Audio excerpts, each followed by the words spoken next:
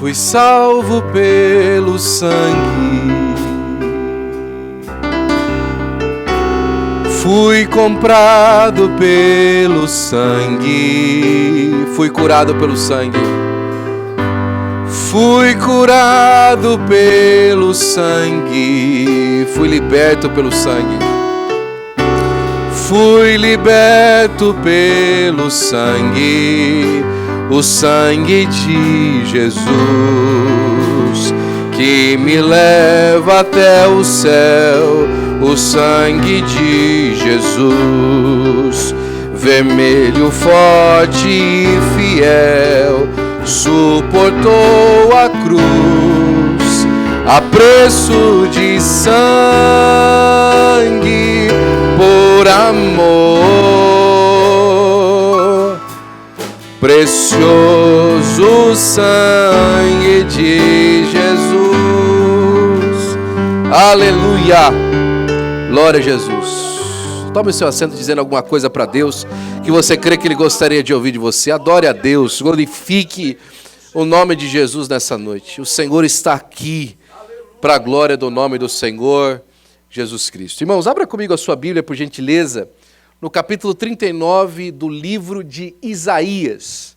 E nós vamos ler alguns versículos e eu quero trazer uma rápida meditação para o nosso coração nessa noite. A hora não é crente, o relógio não é crente. Já preguei o evangelho para ele algumas vezes, mas ele insiste em passar, né? E nesse jeito a gente vai respeitando o livre-arbítrio dele, enquanto ele não se submete por completo ao Senhor e para de passar e se torna eternidade para sempre, onde ele não vai mais nos atrapalhar. Nós vamos estar para sempre com o Senhor, amém? Isaías capítulo de número 39, nós vamos ler alguns versículos, e eu quero trazer essa rápida meditação para o seu coração, nesse tempo que se chama hoje, para esse momento do fim que nós temos vivido, em nome do Senhor Jesus Cristo. Leia a partir do versículo 5 comigo, por gentileza. Então disse Isaías a Ezequias: ouve a palavra do Senhor dos Exércitos. Eis que virão dias em que tudo que houver em tua casa, com que entesouraram os teus pais até o dia de hoje, será levado para a Babilônia. Não ficará coisa alguma, disse o Senhor. Dos teus próprios filhos que tu gerares, tomarão para que sejam eunucos no palácio do rei da Babilônia. Então disse Ezequias a Isaías: boa é a palavra do Senhor que disseste, pois pensava, haverá paz e segurança em meus dias. Ainda capítulo 40, versículo de número 1 do evangelho do livro de Isaías diz assim: consolai, consolai o meu povo, diz o vosso Deus. Falai ao coração de Jerusalém, bradai-lhe que já é fim do tempo da sua milícia, que a sua iniquidade está perdoada e que já recebeu em dobro das mãos do Senhor por todos os seus pecados. Amém. Nós lemos 2 capítulos, ou parte de 2 capítulos do livro de Isaías, que existe um abismo de tempo entre um e outro. Você lê capítulos que são subsequentes, mas de que maneira nenhuma trata de tempos que são subsequentes. Eu não sei se você sabe disso, mas os irmãos que estudam a Bíblia, a palavra de Deus, eles costumam dizer que Isaías é uma pequena Bíblia, porque ele tem 66 capítulos, exatamente como a nossa Bíblia tem 66 livros. E ele trata de maneira diferente sobre juízo, sobre o Messias e sobre diferentes temas que a palavra de Deus traz. No livro de Isaías, ele tem de todos os itens completos para que você conheça a palavra de Deus do começo ao fim. Agora, o que é interessante no livro de Isaías é que o livro de Isaías ele foi desvendado ou usado em 2 etapas diferentes. Os teólogos dizem que Isaías, na verdade, são 2 livros.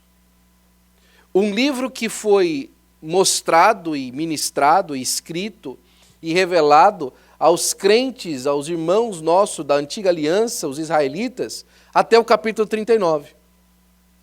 E a partir do capítulo 39, ele ficou selado.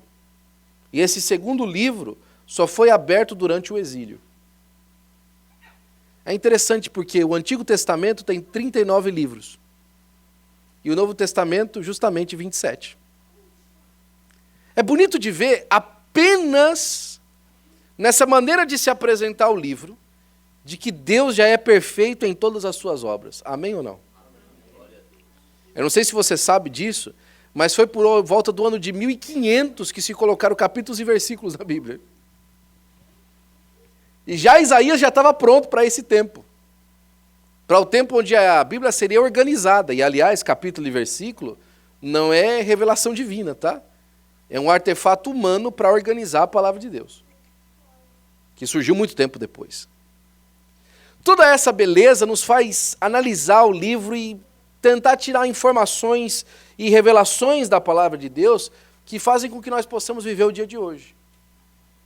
Existe uma diferença muito grande em palavras muito parecidas que a teologia usa: exegese e eisegese. Exegese é quando você usa o texto para compreender aquilo que ele diz no mundo. Exegese é quando você usa o mundo para interpretar o texto. Nós vivemos hoje dias de absoluta exegese, onde a pessoa pega o seu problema na família e fala assim, porque assim diz Isaías, que não tem nada a ver com você. Porque assim diz esse livro ou aquele livro, para tentar adaptar a sua situação a alguma coisa que Deus disse. É por isso que Pedro é enfático e fala assim, olha, nenhuma profecia é de interpretação pessoal. Porque os homens de Deus disseram coisas inspiradas pelo Espírito de Deus para que a gente conseguisse entender o Senhor. Agora, não que seja uma tentação, ou aquilo que a gente está tentando fazer aqui hoje, é que se nós olhamos para a Bíblia Sagrada e depois olhamos para nós conseguimos fazer exegese com ela. Porque através dela, funciona como um espelho para a nossa vida, a gente descobre como a gente tem que viver. A primeira etapa que nós lemos na noite de hoje, ela diz respeito a uma pessoa muito importante na literatura bíblica, o rei Ezequias. O rei Ezequias foi aquele rei que ficou doente e pediu mais tempo ao Senhor, e Isaías voltou lá e falou que Deus tinha dado mais 15 anos para ele viver. Lembra disso? E foram os piores 15 anos da vida dele que ele viveu, porque ele fez besteira há 15 anos. Isso já revela para nós que o tempo do Senhor para nós é perfeito. Que Deus tem o seu tempo perfeito para nós. Eu não sei se você sabe disso, mas a nossa vida de sucesso ou de insucesso não é medida por quanto tempo a gente vive, mas é medida pelo propósito que nós cumprimos durante a nossa geração. Em Atos dos Apóstolos, quando Pedro está pegando a sua mensagem evangelística naquele dia, ele fala assim, e viveu Davi e dormiu com os seus pais, cumprindo o propósito de Deus na sua geração. A idade com a qual nós passamos ou continuamos vivendo, ela é muito menos importante do que o propósito que nós cumprimos. Tem pessoas que viveram centenas de anos e não cumpriram o propósito de Deus. Mas teve pessoas que viveram pouco tempo e cumpriram todo o propósito que Deus tinha para a vida deles em um tempo curto de vida. Um dos maiores evangelistas, missionários para o Oriente Médio, viveu 32 anos de idade. Foi para a missão com 26. Em 6 anos, ele traduziu a Bíblia para 2 idiomas. Sem Google. Sem concordância bíblica. Ele traduziu para o Hindi, que é a língua dos indianos, e para o Farsi, a língua dos árabes. Em 6 anos. E não morreu com glamour. Começou a passar mal na Arábia Saudita e começaram a procissão para levar ele de volta para a Europa por terra. Ele morreu com febre à beira de uma estrada na Turquia. A Bíblia que ele traduzia, que ele levava para dar uma cópia para o rei, não chegou até a Inglaterra. Foi entregada de presente ao sheik da Turquia. Olha que bênção de evangelização. Pouco tempo cumpriu o seu propósito. Mas aqui o rei Ezequias, quando pede mais tempo, ele usa o tempo que Deus deu para ele para o benefício próprio. Para o seu próprio benefício. A Bíblia vai dizer no capítulo 39, que é o último capítulo desse livro, desse primeiro livro de Isaías, que está no mesmo compêndio na nossa Bíblia. Ele traz a visita do pessoal que veio da Babilônia e mostra todas as riquezas do reino para aquele pessoal. 101 anos antes da invasão da Babilônia. Mostra aquela beleza toda. E Isaías aparece para ele e fala assim, o que você fez? Eu mostrei aqui toda a beleza do Senhor, né? Tudo aquilo que Deus fez no nosso reino. Pois é, esse pessoal que entrou aí e viu tudo isso, eles vão voltar aqui e vão levar tudo, até seus filhos. Por causa do seu orgulho, você sentenciou uma próxima geração à miséria. Por causa da sua vontade de mostrar para as pessoas o quão grande você é, você sentenciou uma próxima geração inteira à malignidade. Quantas pessoas no dia de hoje têm sentenciado seus filhos a uma vida de miséria sem o Senhor, porque simplesmente querem cumprir os seus sonhos na sua vida, querem parecer importante, querem parecer pessoas grandes, querem ser pessoas respeitadas, e fazem com que a próxima geração viva em miséria, principalmente espiritual. Quando Isaías dá a sentença para Ezequias, em vez de Ezequias rasgar a roupa e colocar a cara no pó, ele fala assim, boa é a palavra que o Senhor disseste. What? Como assim? Boa é a palavra que o Senhor disseste? Sabe por quê? Porque não vai ser no meu tempo. Porque não é comigo. É com outro. Porque não é para mim, é para a próxima geração. Estou livre dessa. Será que a gente pode olhar para a vida de Ezequias e perceber que esse é a última falha que alguém pode ter no seu caráter? De não só olhar para o futuro de miséria que está vindo, celebrar porque não é o seu tempo, e não perceber que são seus filhos que vão passar por isso? Alguém certa vez disse que o preço por não discipular é muito mais alto do que discipular.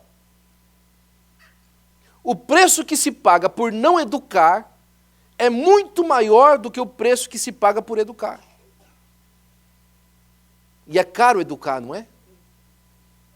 Custa disciplinar, não custa? Pais e mães presentes aqui. Custa ou não custa colocar ordem nas coisas? Custa ou não custa colocar ordem na casa? Colocar regras na casa? Dói ou não dói? Machuca ou não machuca? Principalmente o bolso. As horas que você precisa de guardar do seu trabalho, as horas que você precisa de se resguardar da sua disciplina, do seu próprio cuidado pessoal. Quantos pais aqui já chegaram no final do dia cansados porque nem ir ao banheiro de maneira digna você conseguiu? Não é, mães? Custa ou não custa? Mas Isaías celebrou. Rapaz, estou livre dessa, achei que ia ser ruim. Foram 100 anos depois. O povo estava completamente perdido, a caminho da Babilônia como cativos. Jeremias, que profetizou um pouquinho tempo depois, ele quando profetiza, parece que o pessoal não conseguia nem perceber o que estava acontecendo. Um capítulo que eu gosto bastante, o 17, de um tema que eu gosto bastante, principalmente para chamar a atenção nossa, a respeito da qualidade de vida espiritual que nós temos, eles falam o seguinte, eles estão em volta do templo de Jerusalém e falam, como é que a gente vai ser invadido? O templo do Senhor está aqui. Que loucura! Você acha mesmo que Deus vai fazer uma maldade com a gente? Que Deus vai permitir que algum mal se aproxime de nós? Lembra do Salmo 91? Praga alguma chegará à sua tenda. E Jeremias fala assim, não diga templo do Senhor é esse. Vai até Siló, vai ver o que eu fiz com o tabernáculo que vocês construíram para mim, está lá abandonado. Autoanálise, introspecção, mas eles não queriam fazer. Eles não queriam olhar para dentro e perceber o quão longe eles tinham andado do Senhor. O quão longe eles tinham caminhado da presença de Deus. Jesus, quando olhava os fariseus, falava assim, vocês são sepulcros caiados, por fora vocês estão bonitos, mas por dentro vocês estão apodrecidos e longe de mim. Eles eram incapazes de fazer uma autoanálise e falar assim, Senhor, sou eu mesmo, eu preciso melhorar. Senhor, é para mim, esse aí sou eu preciso renovar a minha fé com Deus, eu preciso ter um coração quebrantado para o Senhor, sou eu? Não, você não sabe o que você está falando. Nós somos filhos de Abraão. Você conhece a história do meu pai na Assembleia de Deus, da minha mãe? Você conhece a história da minha família lá naquela congregação, no interior de Minas Gerais, do interior do Pernambuco? Você conhece o grau que eu tenho com fulano e com ciclano? Como assim eu sou uma pessoa que precisa melhorar na minha fé? Eu tenho conhecimento. Eu sei como é que a gente funciona, como é que a gente anda. E quando vem a palavra de juízo, a palavra é boa porque não é para mim. O capítulo de número 40 parece que não faz nem parte do mesmo livro. Porque ele começa com um pedido, e aqui a gente vai começar a andar para uma parte boa, tá bom? Eu te prometo. Porque ele começa agora a andar para uma parte boa, e a palavra é um chamamento de consolação. Consolai, consolai o meu povo, diz o vosso Deus. A diferença é que a audiência do capítulo 39 é Ezequias, mas a audiência do capítulo 40 são os exilados e os desterrados de Jerusalém. A audiência do capítulo 39 é o fim da estrada, mas a audiência do capítulo 40 é o recomeço. Onde é que você quer estar? Você quer estar no fim da estrada ou você prefere estar no recomeço? Você quer estar no fim da história ou você prefere estar na nova etapa? Quando o Senhor Jesus Cristo vem, a última palavra que aparece em Malaquias é um chamamento do profeta de Deus a já os sacerdotes do pós-exílio, falando o seguinte, escuta, vocês trazem a oferta de vocês manchada, vocês trazem um manco, e vocês falam, não tem problema. Não tem problema. A mesa do Senhor é enfadonha, é cansativo. Sabe, esse negócio de ser servo de Deus, de ter um compromisso com o Senhor, de andar na casa de Deus, de buscar a presença, é enfadonho, é cansativo. Então não tem problema da gente trazer uma oferta manchada. E quando eu falo de oferta, por favor, eu estou falando da oferta completa. Aquela que vai desde aquilo que nós somos dentro de nós e se manifesta até o lado de fora. Aquela que começa com um coração adorador e se manifesta no canto da boca, no glória a Deus, no aleluia, na oferta do bolso, na maneira como se...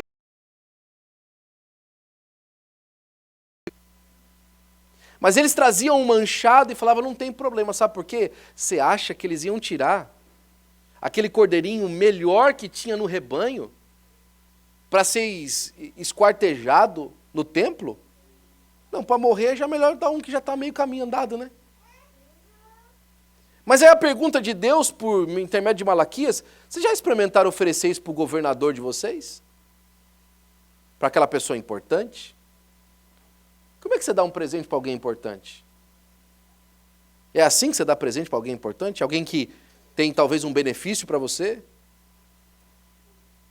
Esse povo que Malaquias fala, para o povo que Jesus aparece, é completamente diferente. É um povo completamente diferente. Porque quando Jesus aparece, falando àqueles que estavam desterrados na Judéia, lá na região da Galileia, a região de Zebulon e Naftali, uma região escura, que não tinha crédito por ninguém, aqueles que receberam a palavra de Jesus primeiro, é aqueles que jamais teriam recebido um profeta importante que quisesse alguma coisa. Mas a palavra veio, consolai, consolai o meu povo, diz o vosso Deus. E aqui eu faço, rapidamente, falando a respeito para você do consolo. Você sabe como é que o consolo funciona de Deus. O consolo de Deus é diferente do nosso. O nosso consolo, a gente chega, dá um abraço e fala assim, puxa, eu estou aqui com você, viu? Me perdoe por alguma coisa que tenha acontecido com você e eu espero que as coisas dê certo mais para frente. Eu espero que você consiga sair dessa. A gente é tão incapaz em consolar que a gente fala assim, só o Espírito Santo de Deus consola, e é verdade. Porque em nós mesmos, como é que a gente consola alguém? A gente visita alguém lutado. Como é que na nossa capacidade a gente resolve alguma coisa? A gente leva um buquê de flor, leva um chocolate, leva um abraço, traz um presente, mas nada do que a gente faz consegue colocar no lugar de volta aquilo que foi perdido, aquilo que passou para trás. O nosso consolo é manco. O nosso consolo é tadinho, coitado, que pena. Pelo menos você tem isso, pelo menos você tem aquilo, mas o consolo de Deus é diferente. O consolo de Deus te abraça e fala assim, olha, você não viu ainda o que vai acontecer. Você ainda não viu o que eu vou fazer lá na frente. O consolo de Deus segura no esquife do menino morto da viúva de Naim, e ele tem coragem de olhar para ele e falar assim, não chores. Por que tem coragem de falar não chores? Porque você vai ver o que eu vou fazer já já. Você não precisa de chorar mais. Esse é o consolo que vem da parte de Deus. E o capítulo 40 fala assim, consolai, consolai o meu povo, diz o vosso Deus. Ei, eu tenho condições de dizer para você, fique com o coração consolado, eu cheguei. Acabou o tempo da miséria. Acabou o tempo da frieza. Acabou o tempo de andar longe. Acabou o tempo de andar cabisbaixo. Chegou o fim. Consola o seu coração. Acabou o tempo da falta de esperança. Acabou o tempo da sombra de morte. Consolai, consolai o meu povo, diz o vosso Deus. Falai ao coração de Jerusalém. Qual Jerusalém? Aquela mesmo que foi invadida e anunciada para Ezequias que seria. Qual Jerusalém? Aquela mesmo que foi maltratada. Eu fico incrível, como diz o pastor Marco Germano, da dificuldade que nós temos para pregar no evangelho numa cidade como Los Angeles. De ter resultados num lugar como esse. Porque há 100 anos atrás, essa cidade estava pegando fogo. Porque William Seymour, um homem cego de um olho, numa rua não muito longe daqui, começou a pregar o batismo no Espírito Santo sem ser batizado. E mudou a história do país. Eu ouvi de um pastor presbiteriano, meus irmãos, que não acredita em nada do que a gente crê, que se não fosse as 2 guerras mundiais, olha onde ele foi, se não fosse as 2 guerras mundiais, o maior evento do século XX foi o avivamento da Rua Azusa. A gente não tem noção, 100 anos depois. O avivamento da Rua Azusa espalhou o evangelho pelo mundo como um rastilho de pólvora. Mas agora, 100 anos depois, a gente como Ezequias fica falando, olha, ainda bem que não é para mim essa guerra da Palestina. Ainda bem que não é para mim esse sofrimento da Ucrânia. Ainda bem que não é para mim essas pessoas vivendo à margem da sociedade na rua. Ainda bem que não é para mim ser da Umbanda, ser do Candomblé, ser espírita. Ainda bem que não é para mim. Mas a ameaça vem, que pela qualidade de crente que nós vamos ser hoje, pode ser para os nossos filhos amanhã. Pela qualidade de conduta cristã que nós temos hoje, pode ser os nossos filhos amanhã nessa condição.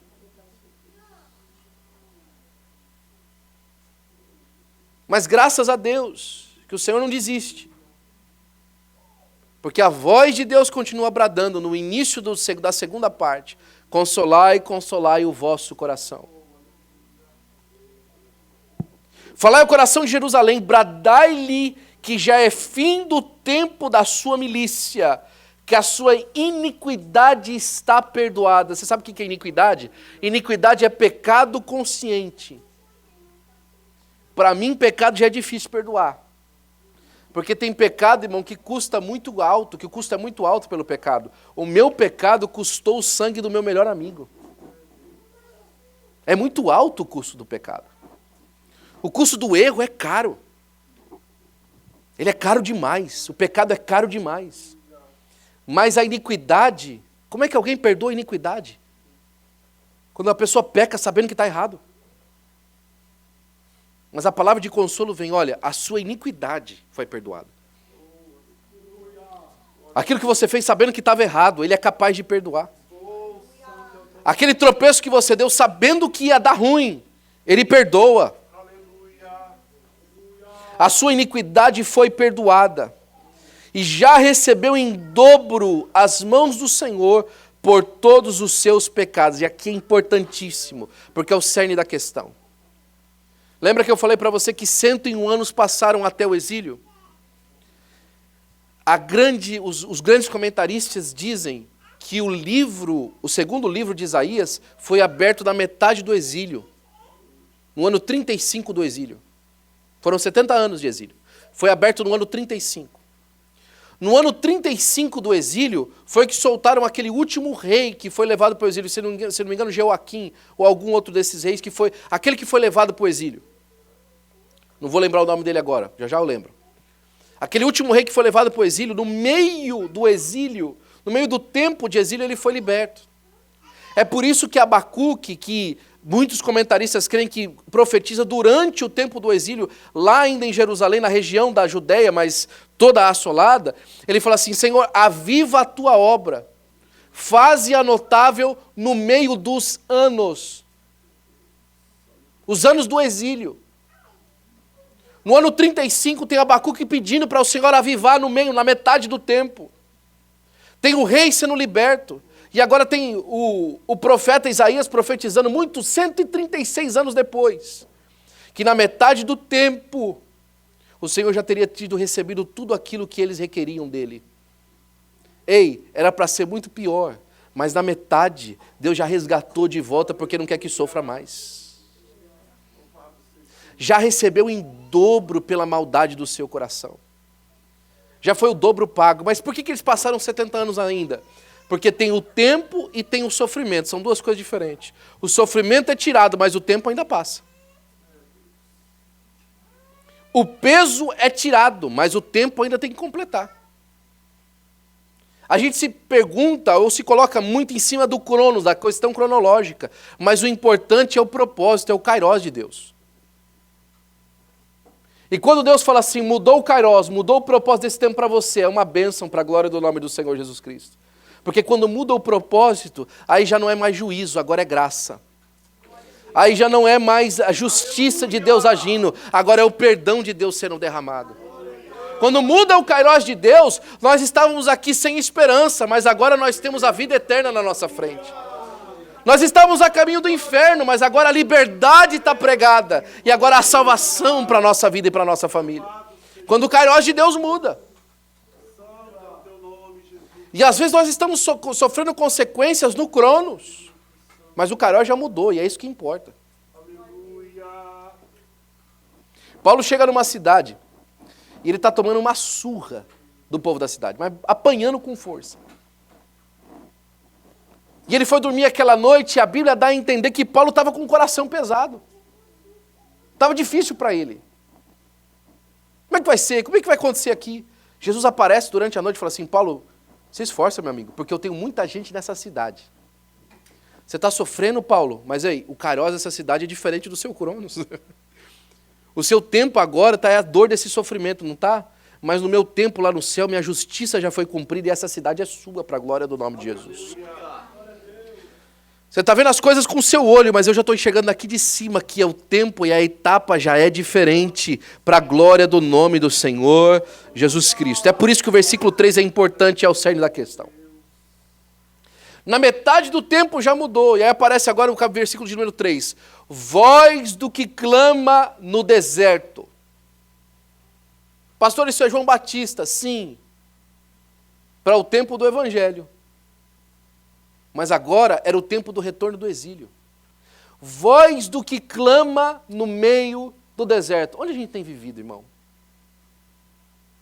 Olha os resultados das nossas mãos. Essa é uma reunião da nossa liderança junto com a nossa igreja. Olha o resultado das nossas mãos nesse lugar. Olha a dificuldade que nós temos de fazer coisas simples aqui. Alugar um prédio. Fazer um trabalho diferente. Formar obreiros.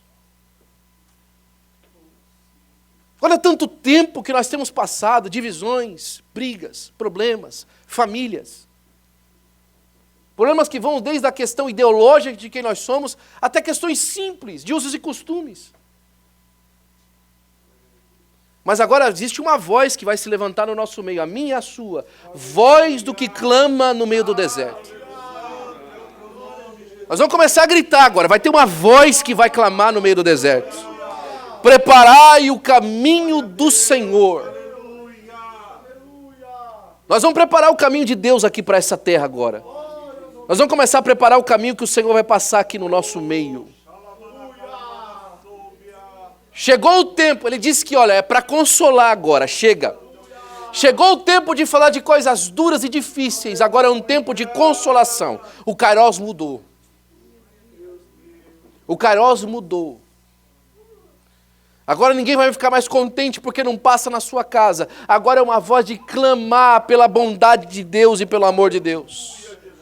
A voz que clama no meio do deserto é: preparai o caminho do Senhor, endireitai no ermo a vereda ao vosso Deus. Todo vale será aterrado. Todo vale será aterrado. Sabe o que significa? Está fundo, está lá no fundo. Deus vai começar a levantar. Todo monte será aplanado. Está se achando alto? Deus vai começar a descer. E a planície vai ser o lugar da morada do Senhor. Aquele lugar onde a gente vai olhar para o próximo e ninguém vai se sentir mais alto do que o seu companheiro. Onde a gente vai olhar o próximo e ninguém vai se sentir mais baixo do que o seu companheiro. A família, irmãos, ela anda de cabeça olhando uns aos outros de maneira horizontal. Nós vamos voltar a ser família de Deus para a glória do nome do Senhor Jesus Cristo. O Senhor está trazendo de volta, viu, pastor Mateus? O Senhor está trazendo de volta lá em Garden Grove, viu? Deus vai trazer de volta muita gente lá em Garden Grove, viu? Porque o vale vai começar a ser aplanado, as coisas vão mudar. A visão vai mudar, o olho vai mudar. Ninguém mais vai reclamar com você de roupa, pastor Mateus. Sabe por quê? Porque o vale vai começar a ser aterrado, as pessoas vão entender. Vai haver um espírito diferente, vai ser uma preparação de coração diferente trabalhando lá. Em nome de Jesus. Aqui também, Los Angeles, viu? Se prepare, muita gente vai voltar.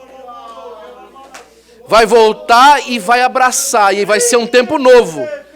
Como se nada tivesse acontecido, sabe por quê? Porque quem pagou a dívida foi Deus.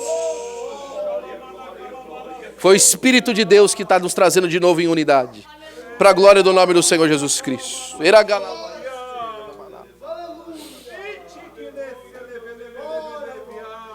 A glória do Senhor se manifestará. E toda a carne verá, porque a boca do Senhor o disse. Agora escute isso aqui, versículo 6. Uma voz diz, clama, e ninguém pergunta, que hei de clamar? Toda a carne é erva, e toda a sua glória como a flor da erva. Seca-se a erva, caem as flores, soprando nelas o hálito do Senhor. Na verdade, o povo é erva. Seca-se a erva, cai a sua flor, mas a palavra do Senhor, nosso Deus, permanece eternamente. Sabe o que ele está falando em outras palavras? A única coisa que está acontecendo com a gente, com essa maldade toda, é porque a palavra de Deus está se mantendo como verdade. Deus não suporta essa maneira como as pessoas são. E sabe de uma coisa? Elas crescem como erva e morrem. Tem uma voz clamando aí fora. Tem alguns profetas do caos dizendo aí fora. Isso está acontecendo aí? Isso é por causa da mão de Deus em cima. O povo vai estar como erva, secando, morrendo. Está acontecendo o que Deus mandou mesmo. Tem algumas vozes proféticas que até parecem o Senhor. Porque falam do Senhor, falam no nome do Senhor. A pessoa chega assim para você, pastor, eu não entendo por que tanta luta nesse lugar, pastor. Olha, eu acho que Deus, não sei, né, pastor? A gente precisa de ver o que a gente está fazendo. Porque o povo assim, porque o povo assado, porque o povo de outro jeito, porque o povo frito, porque o povo cozido, alguma coisa desse tipo. Tudo é um problema, tudo é uma circunstância. E usam o nome de Deus para indicar isso. Falam, a palavra do Senhor é boa em ver a maldade na vida do próximo. Versículo de número 9. Tu, ó Sião, que anunciais as boas novas, sobe num monte alto. Sabe por quê? Sai do meio desse povo que está falando que nada presta, que nada funciona, e que sai daí, sobe num monte alto. Sobe. Não fica no mesmo nível, sobe. Não fica vendo as mesmas coisas, sobe. Não fica misturado na mesma visão, sobe. Sai daí, sobe. Sobe. João estava olhando a situação dele lá na ilha de Pátimos. Aí sabe o que Jesus falou para ele? João, vem, faz um favor, sobe aqui, que eu vou te mostrar as coisas que serão depois destas. Sobe aqui, João. Sai do meio aí da sua situação. Sobe aqui. Você já andou de avião com certeza. Se você está aqui nesse país, você já andou de avião. Ninguém chegou na América de jegue, né? Você já andou de avião. Quando você sobe no avião, a sua visão como é que é? É muito diferente do que está aqui, não é? As coisas parecem muito menores, até os seus problemas parecem menores, né? Foi assim, estou no avião aqui, uau, estou alto. Meu problema ficou lá embaixo. Né? Só não ficou lá embaixo se o seu problema é voar. Mas você sobe, você está lá alto. Você está vendo o problema lá embaixo. E de lá de cima, as circunstâncias e até mesmo o tamanho do seu trabalho parece tão menor. Faz isso de maneira espiritual, sobe. Sai dessa circunstância rasa que você está, sobe para a glória do nome do Senhor Jesus Cristo. Você é anunciador de boas novas. Tu que anunciar em boas novas a Jerusalém, ergue a tua voz fortemente. Levanta, não temas, e dize às cidades de Judá, eis aqui está o vosso Deus, eis que o Senhor Deus virá com poder, e o seu braço dominará, eis que o seu galardão está com ele, diante dele a sua recompensa. Deus tem coisas boas para esse último tempo, só que você precisa de subir e anunciar. Porque as pessoas estão cansadas de ouvir que as coisas vão de mal a pior. Elas estão cansadas de ouvir que o tempo chegou, que ali não tem jeito. Olha, ali com aquele pastor, com aquela igreja, com aquele povo ali, não tem jeito. É do jeito deles, anunciai boas novas. Ei, o Espírito de Deus está sendo derramado sobre a igreja e isso te basta. O perdão de Deus está sendo derramado sobre a igreja e isso te basta. A renovação de Deus nas famílias e nas casas está sendo derramada sobre a igreja, isso te basta. Anuncia boas novas. A novidade boa. Não anuncia mesmice. Não multiplica problemas. Anuncia boas novas para trazer consolo ao povo de Deus, para a glória do nome do Senhor Jesus Cristo. E terminando por aqui. Como pastor apacentará o seu rebanho. O Senhor Jesus Cristo é o nosso sumo pastor e nós somos o seu rebanho. Ele vai apacentar o seu rebanho. Não há nada melhor para a nossa vida, irmãos, do que sermos apacentados pelo Senhor Jesus Cristo. Ele é o pastor que conhece de verdade as suas ovelhas. Entre os braços recolherá o cordeirinho e os levará no seu seio, que amamentam, ele guiará, as que amamentam, ele guiará mansamente, vai haver mansidão da parte de Deus no nosso coração e na nossa vida, para a glória do nome de Jesus. Como eu disse para você, nesse último tempo que nós estamos vivendo, existe uma mudança de kairós de Deus para aqueles que querem viver uma novidade com o Senhor. Você pode ficar como um crente antigo, de braço cruzado, olhando o juízo do Senhor sobre as famílias e falando, pelo menos não é comigo. Pelo menos o Senhor está guardando a minha casa porque eu estou servindo a Deus, o problema é o outro. O problema é o outro que não está servindo, eu estou servindo a Deus. Você pode ficar de braço cruzado esperando o problema chegar na sua casa. Ou você pode começar a arregaçar as suas mangas e começar a anunciar as boas novas e o consolo de Deus àqueles que perecem. O Senhor Jesus Cristo, na noite que foi traído, Ele tomou o pão, tendo dado graça, partiu e disse, tomai e comei, este é o meu corpo que é partido por causa de vós. E eu gosto de lembrar, alguns dias atrás eu preguei nessa Santa Ceia. Ele fez disso na noite que Ele foi traído. Na noite que Ele foi traído, Ele fez isso. Não foi na noite que Ele ganhou o prêmio de melhor rabi de Israel. Não foi na noite que Ele recebeu aplausos e hosanas, porque Ele tinha entrado de maneira triunfal em Jerusalém. Foi na noite em que Ele foi traído, Ele disse isso. Nós temos vivido tempos apertados, é verdade ou não é? Mas o Senhor está nos chamando para entregar consolo a essa cidade, a esse lugar que nós vivemos. É tempo de mudança. É tempo de transformação de vida, de transformação de lugar. Está doendo? Tenho certeza que está. Está difícil?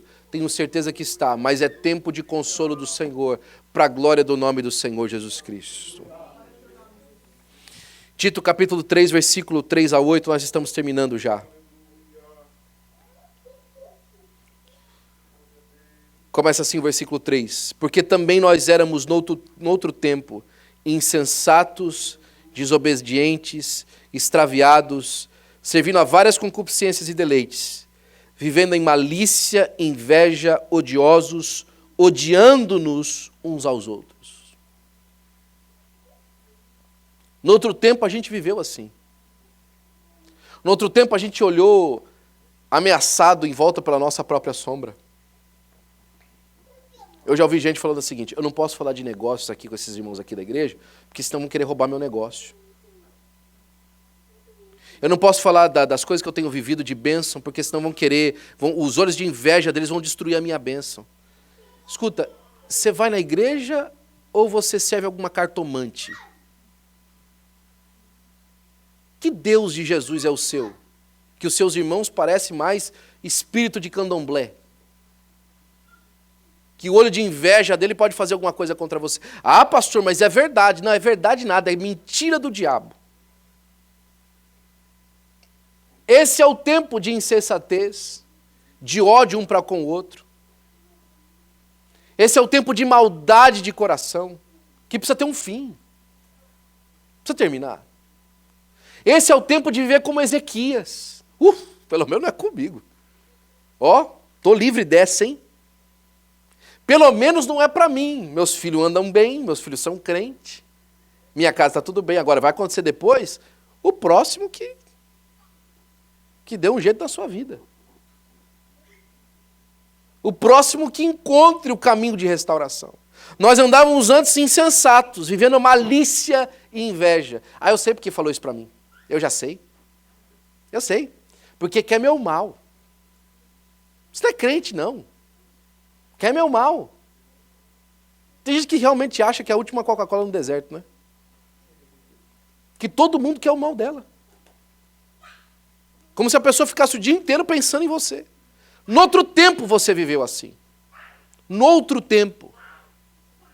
Mas quando apareceu a benignidade e o amor de Deus, quando eu entendi o quanto Deus é benigno e quanto Ele nos ama, sabe o que significa benignidade? Benigno não é apenas fazer o bem, é querer o bem. Quando eu vi e percebi o quanto Deus quer meu bem e quanto Ele me ama, quanto eu recebi o consolo de Deus, que Ele me livrou de todos os meus temores, que tirou da minha frente tudo aquilo que eu via de mal nas coisas e nas pessoas, quando Ele me curou de mim mesmo. Mas quando apareceu a benignidade e o amor de Deus, o nosso Salvador, para com os homens, olha que bonito isso. Não pelas obras de justiça que houvéssemos feito. Sabe o que aconteceu? No exílio, irmão, ninguém voltou a buscar o Senhor. No exílio ninguém falou assim, Senhor, nós vamos fazer aqui um altar novo. Não, eles começaram a se apacentar, até fizeram, mas não tinha nenhum que, lá no meio do exílio, olha, nós vamos agora fazer um jejum aqui a Deus. Não, com exceção de Daniel, Sadraque, Mesaque e Abednego, não aparece mais ninguém. Ninguém no exílio. Fez um culto ao Senhor e uma coisa extraordinária. Não, ninguém queria saber. Não pelas obras de bondade que houvéssemos feito. Não porque alguém se levantou no meio da noite e falou assim, quer saber? Eu vou viver uma vida santa que a gente pediu. Não, porque é o correto viver, eu quis. Não foi por si só que isso aconteceu. Ninguém teve essa ideia. Foi porque a benignidade e o amor de Deus apareceu. Foi porque Ele quis. Foi porque Ele quis dar uma porta aberta para que nós pudéssemos passar. Não pelas obras de justiça que houvéssemos feito, mas segundo a sua misericórdia, nos salvou pela lavagem e regeneração do Espírito Santo, que abundantemente Ele derramou sobre nós por Cristo Jesus. Sabe por que você pensa e consegue imaginar as coisas que você consegue imaginar boas hoje? Porque o Espírito Santo de Deus está derramado na sua vida. Ele lavou a sua mente. Jesus morreu na cruz do Calvário e agora o seu corpo foi lavado pelo Espírito de Deus. Você jamais quereria o bem dessa pessoa, mas hoje você não consegue mais querer mal para ela, porque o Espírito Santo mudou a sua vida. Ele te consolou. E lembra, eu não falei de José ainda hoje, eu vou falar agora. É por isso que José falou o seguinte, vocês quiseram meu mal, não foi? Mas Deus transformou todo o mal em bem. Como é que você chega a essa conclusão, José? Eu fui lavado pelo Espírito Santo de Deus. Ele tirou as escamas dos meus olhos. Eu consegui enxergar o plano maior. Eu consigo olhar essa mesa hoje e falar assim, se Ele me amou assim, como é que eu não amo você? Se Ele fez isso por mim, como é que eu não amo aquele meu vizinho, aquele meu amigo brasileiro, aquela pessoa que eu conheci hoje, que eu conversei durante 40 minutos com ela, aquela senhora, a mãe daquela pessoa que é amiga nossa, como é que eu não amo essas pessoas?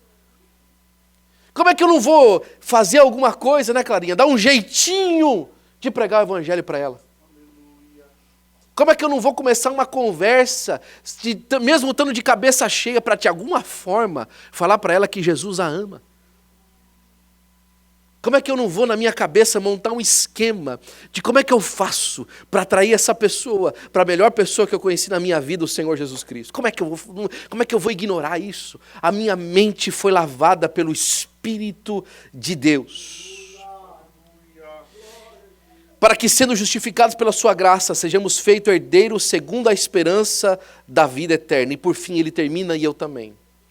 Fiel é a palavra. E isso eu quero que você afirme. Fiel é a palavra. Consolai, consolai o coração deste povo, diz o vosso Deus. É tempo de consolo, é tempo de renovação, é tempo de restauração, é tempo de retorno, é tempo de esperança, é tempo de alegria. Já as coisas velhas se passaram, eis que tudo se fez novo. No apagar das luzes de 2023, Deus vai trazer um tempo novo. O ano vai se tornar velho, mas o tempo, a etapa é nova. Será que você já consegue receber no seu coração um tempo de 2024 a partir de novembro? Um renovo de 2024 a partir de novembro? Será que a gente já consegue tomar posse da esperança de Deus para o próximo ano agora, no consolo de Deus que Ele nos oferece? Será que a gente já consegue falar assim, já aconteceu, já é nosso, já vai ser assim, já vai ser tempo de alegria a partir de agora, a partir de hoje? Me ajude por gentileza, meu amigo. Me ajuda aqui com o teclado, por gentileza. Eu quero orar por você. É nossa Santa Ceia hoje, mas eu não vou conseguir sair daqui hoje sem orar por você e fazer um desafio para a sua vida, em nome de Jesus. São 2 contextos e 2 etapas. Fique de pé, por gentileza. 2 contextos e 2 etapas. Um que fala assim, ufa, esse Cronos está lá longe. Esse Cronos não é para mim. E outro que fala assim, eu não quero saber do Cronos, eu vou ver o Kairos de Deus. Eu não quero saber se é 5, 6, 7 da tarde, eu vou viver a manhã ensolarada do Espírito de Deus da minha vida. Enquanto alguns estão olhando para o relógio e falam assim, ainda não chegou janeiro. O Espírito de Deus está te chamando, vem viver uma nova etapa comigo para a glória do nome de Jesus. Vem viver um novo tempo para mim, para a glória do nome de Jesus. Vamos viver um tempo de pregação do Evangelho genuína, de verdade. Não da boca para fora, do coração para fora. Vamos viver um tempo de crente na presença de Deus de verdade, não da boca para fora, do coração para fora. Vamos viver um tempo de esperanças novas na presença de Deus, para a glória do nome do Senhor Jesus Cristo. É tempo de renovação. É tempo de fazer paz e não guerra.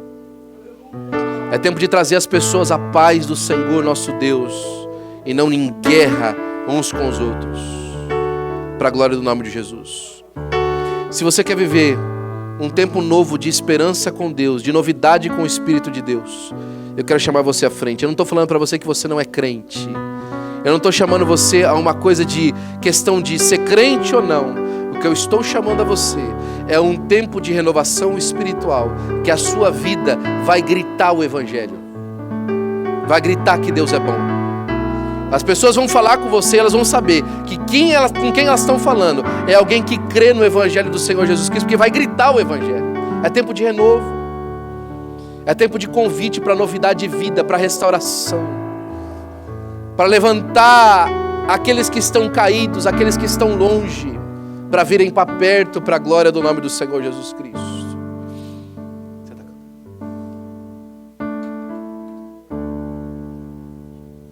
Tudo entregarei?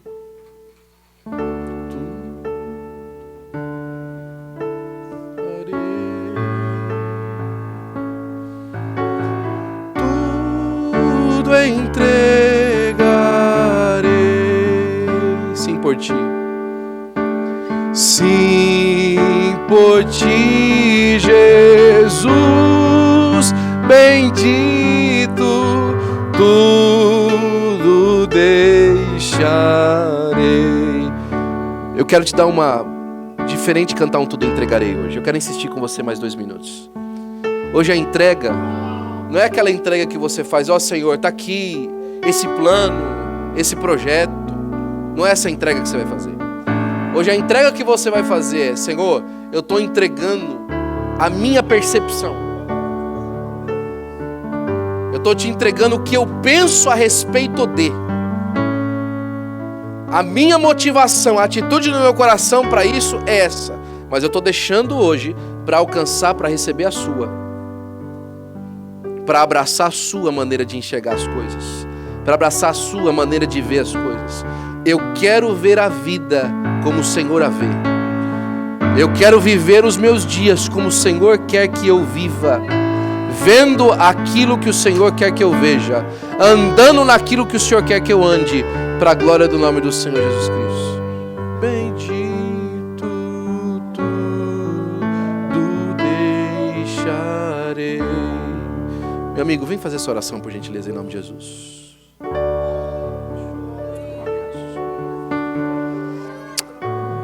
Pai, diante da Tua presença nós estamos, Senhor.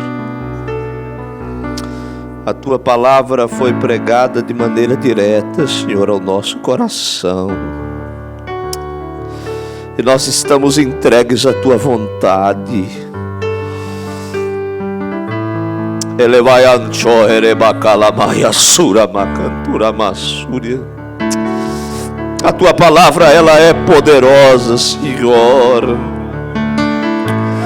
E ela tem enchido o nosso coração esta noite de maneira tão gloriosa e tão poderosa. E nesse momento, Pai, nós podemos sentir a Tua glória invadindo este ambiente. É uma noite festiva, é uma noite de alegria. E muitas das vezes, Senhor, o nosso coração se entristece, se angustia, falta-nos perspectiva para o amanhã.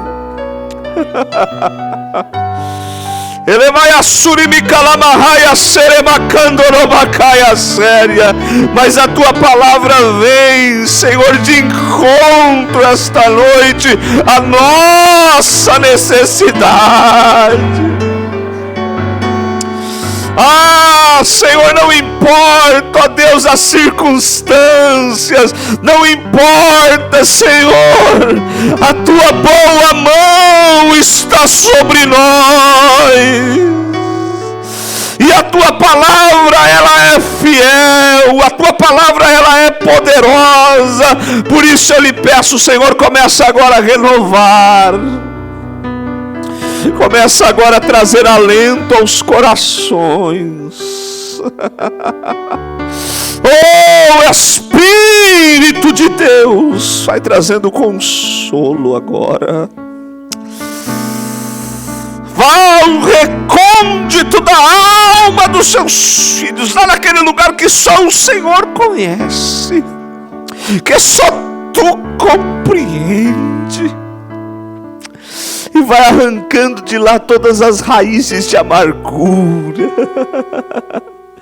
toda fonte de tristeza, de desesperança, Senhor, de desprezo, de angústia, de dor, e vai transformando em alegria, e vai colocando, Senhor, a Tua doce paz. Que nós possamos tomar posse de tudo quanto Tu tens para nós. Que a cura completa, Pai, ela vem por intermédio da perseverança dos Seus filhos. E aqui esta noite, ele flyandere bacalaia, surimicanchorobacaia séria. Estão os Teus servos que têm perseverado em servir ao Senhor, mesmo contra as circunstâncias, mesmo contra as suas forças, mesmo quando elas não encontram energia e força, elas estão dando o sacrifício da sua vida em prol da Tua casa e a Tua vontade. Eu te adoro, Jesus. Eu te amo, Jesus. Começa a dizer para Ele o quanto você o ama, que Ele está visitando a tua vida esta noite. Ei, Nebaiassure, manda Gaia.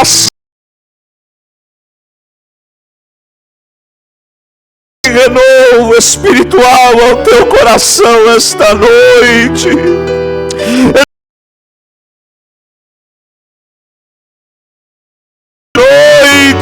Você não sairá daqui, sem sentir o toque do doce Espírito.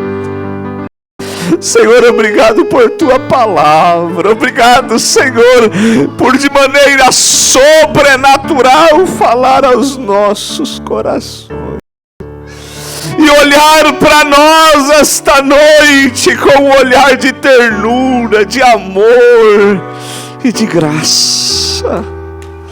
Nós rendemos a Ti adoração, Senhor, e nós Te pedimos, fica conosco, Senhor. Já se faz tarde, fica conosco. Elefai a serebarara galabashura.